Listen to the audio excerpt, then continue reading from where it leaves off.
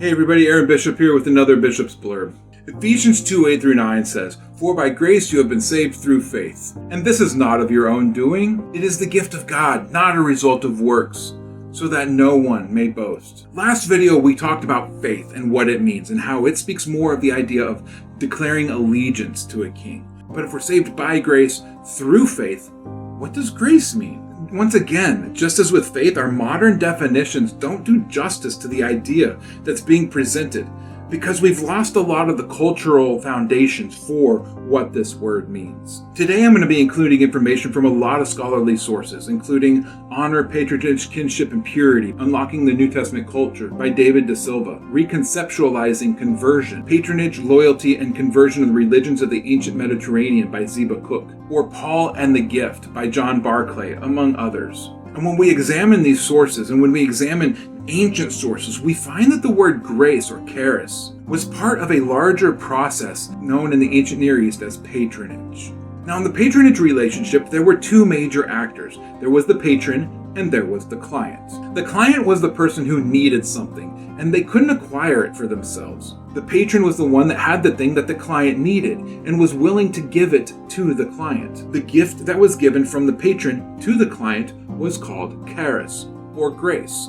The gift is the grace. This was a super common setup in the ancient Near East. Those who were wealthy and those who had resources, they were expected by society to be patrons of those who were in a position that couldn't acquire things or achieve things on their own. And the gift that was given, it wasn't a loan, it didn't need to be paid back, and it wasn't an investment which would appreciate their initial cost. Rather, the gift became the foundation for a relationship. So up to this point, there's really nothing new. We, as clients, we've been extended the gift of grace from our patron, God. It's a gift that we could not acquire or achieve on our own. But there are some parts of this equation that get missed when we simply stopped there. You see, this relationship that's set up between the client and the patron, it would become a very real relationship between the two. And it's here that a third term now comes into play.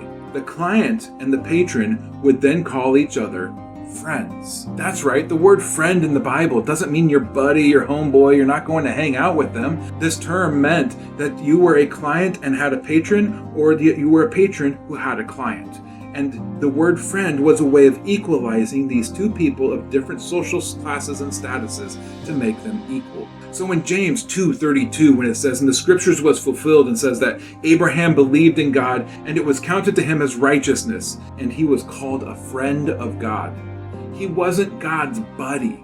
He was God's client, and God was his patron. One final aspect of this relationship that we really should not miss out on was that once a person became a client to a patron, there were some unspoken societal expectations placed upon the client. The client was expected to respond in gratitude. Well, that's easy, right? They were then to be faithful to the patron, going to their patron first with all of their future needs. They were to publish what the patron had done for them, and so they were to attempt to extend the reach and the power base of the patron. And they were to be ready to respond in any way that they could, should their patron ever find themselves in need of something that the client could provide. But most of all, the client would engage in a practice called patronal synkresis. The client would, from that point on, they would compare their inferior past to their superior present, and then they would tell everyone the story of how they went from inferior to superior, and the one who made it all possible was their patron. And in this relationship, we find so many aspects of the believer's life represented. We are unable to secure salvation or eternal life for ourselves. Fortunately, there is a patron available who is offering this gift, and he is the friend of sinners, and he is willing to give it to you without repayment.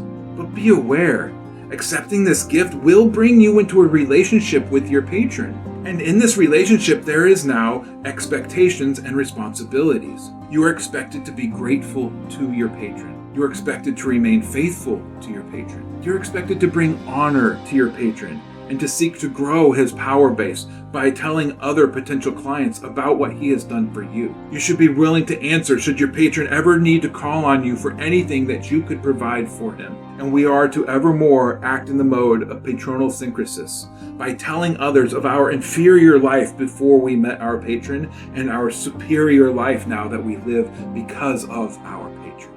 And when we can see our relationship with Jesus in this light, our relationship with God in this light, suddenly it becomes more than just a gift that was given that we can walk away with. Rather, it becomes a relationship of give and take, synchronicity between the giver and the giftee, being lifted up as friends to each other.